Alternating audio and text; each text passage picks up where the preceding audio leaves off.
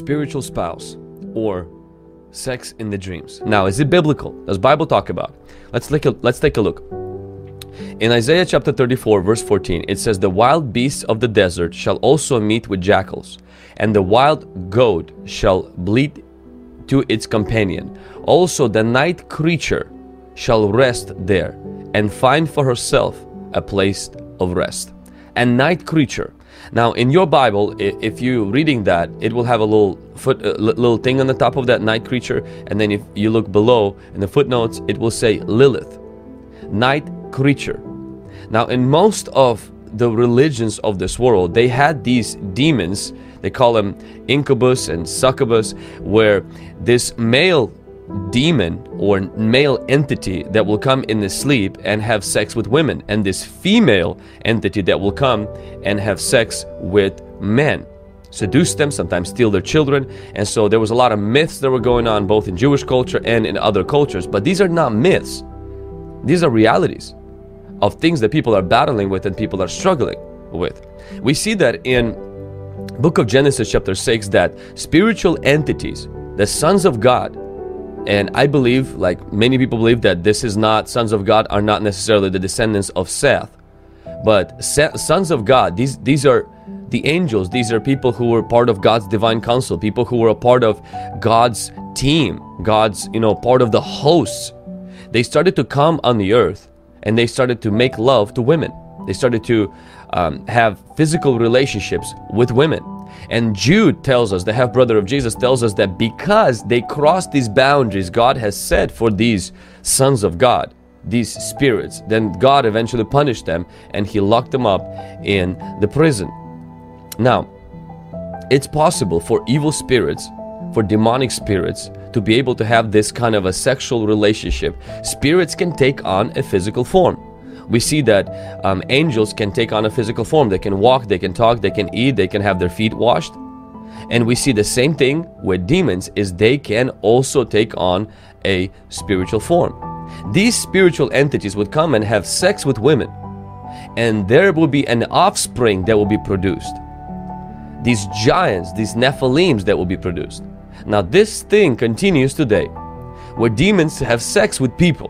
Now, not necessarily that physical children are produced, but they impregnate these people with spiritual perversion. They impregnate this person with spiritual confusion. The offspring of these encounters, they last through the day. Sometimes they destroy relationships, they destroy marriages, and they destroy a person's peace and ability to function.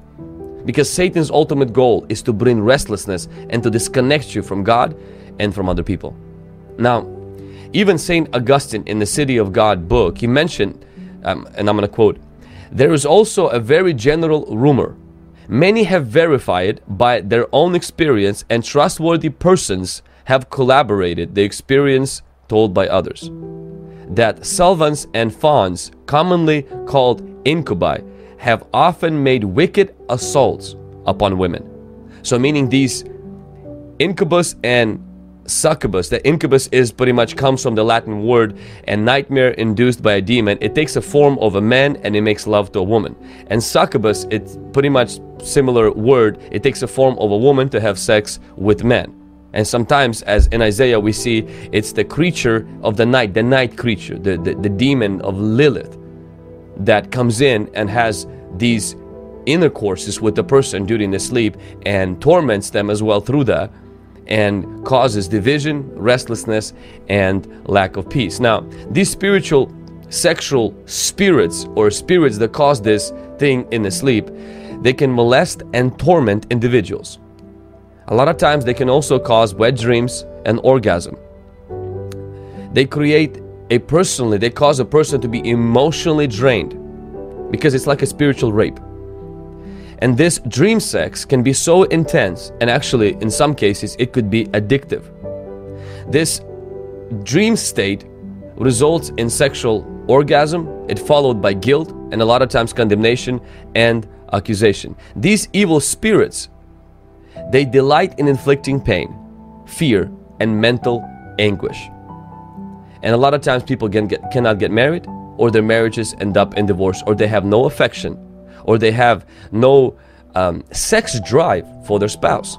Now, I'm not in any way saying that if you're battling with any of these things that I just mentioned, that it must be that. But if you have something that comes to you at night, and something that takes on the face of someone else and has sex with you in the sleep, and this continues regularly, you're battling, you're struggling with wet dreams, and you're waking up and you feel like, man, I just had an orgasm in the sleep, and this is something that is repeated. And you're watching also pornography, or you're battling with lust or other things, you're dealing with the spirit.